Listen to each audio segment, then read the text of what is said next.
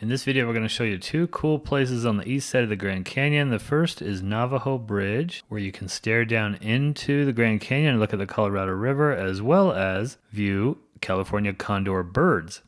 The second place is Lee's Ferry, where you can see some little historical sites, and you can also swim in the Colorado River.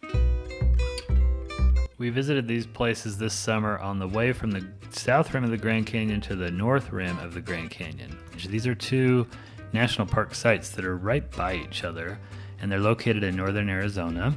As you drive to these places, you're driving right along the Vermilion Cliffs National Monument. There are national monuments and national park sites all over the southwest here. You can see this is the Vermilion Cliffs here. This whole area was once under sea. What you see here is sediment that used to be under a sea, but then it was thrust upwards and the rock hardened into this red rock. Our first stop is this Navajo Bridge Interpretive Center.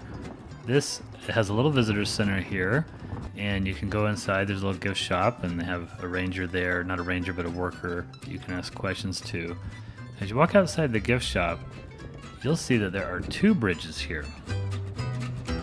This bridge on the right here, on this side, was built in 1929.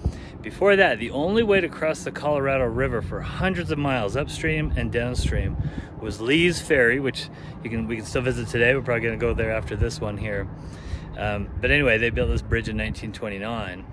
But as cars got bigger and traffic got to be more and more, they ended up building a second bridge here later on in the same style as the first bridge. But they kept this one as just a walkway where you can walk over the Colorado and look down into it. The Colorado River is what carved the Grand Canyon. It's what is the lifeblood of the West, really. It's what the Hoover Dam dams up the Colorado to provide water to just so many states in the West. As you walk along the bridge, you can actually see the old road lines faintly. We didn't know much about this stop before we stopped here, but it was a really delightful little stop, in large part because we saw some California condors here. I had read quite a bit about these over the last year or so. They were once endangered. They only had about 22 condors left in the world, and they began an intensive breeding program in the late 1980s.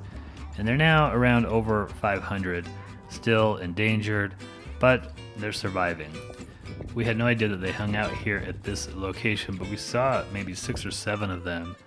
Now, they're all captured. All the condors are captured, and they're given a number, and they actually put that number on their wings. You can see the numbers on their wings if you get them up close. These birds have the largest wingspan in North America. It was really just quite a delight to be able to see these birds up close. What a cool experience it was for us. So our next stop was nearby Lee's Ferry. So this was another great surprise for us. We really just didn't know what to expect here. But the drive there is just really beautiful red rock. I don't know why it is I like the red rock so much, but it's really just kind of this quintessential Southwest, Old West look with these really interesting formations. Because this whole area is sandstone, it's much easier for the water to carve canyons and unique formations here. So something I used to do when we were younger and would go to places like this is we would play Where's Waldo. This was back when Where's Waldo was real popular. And we'd play real life Where's Waldo. We would hide in the rocks while my parents stood back, and then they would try to find us. They'd close their eyes and let us go hide, and then they'd try to find us. So I decided to kind of recreate that real life Where's Waldo game with my own family. Okay, I'm here at this incredible red rock formation on the way to Lee's Ferry. You can see my boy running behind me here. We are playing Where's Waldo. So there's my son trying to spot us. Everybody's out there hiding.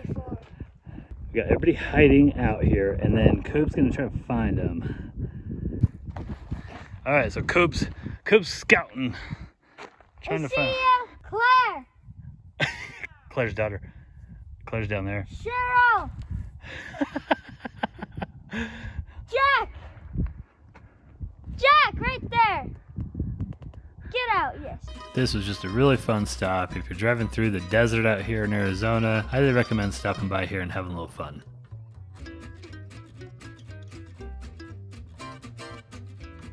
Okay, after that little pit stop, we finally arrived at Lee's Ferry. The ferry was established in 1870 to cross the Colorado River, and before the Navajo Bridge was completed, this was the only way to cross the river for miles and miles in either direction. This building is the fort that they established at the ferry for protection. They also did some mining in this area, and this building was owned by the mining company.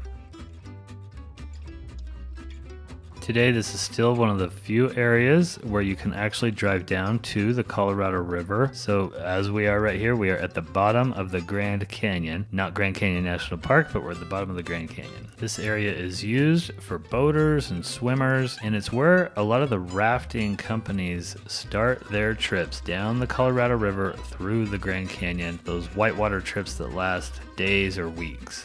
We had a lot of fun here just trying to get cooled off because the temperatures were like 115 degrees that day, but the water in the river is 48 degrees. That's because the water comes from the bottom of Lake Powell, which is dammed by the Glen Canyon Dam upstream. I mean, it is 100, how hot? 110? 108.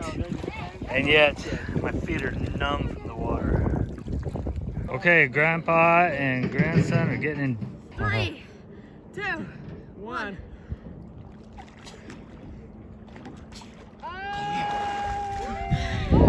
Oh! Done! Should I try going in? I'll go in. Okay, come on. Oh! Man, he got the style. Good job, boys. Get it here. I was proud of my boys for doing the Polar Bear Challenge. Lee's Ferry, awesome stop. Here's just a couple of details for you. First of all, there are a lot of hikes in the Lee Ferry area. And then if you have a national park pass, it'll get you in. Otherwise, you have to pay some entrance fees to get in. If you're headed that way, I hope this helped you plan your trip. If so, click the like button, please. And then also check out our website in the description. Thank you so much for watching.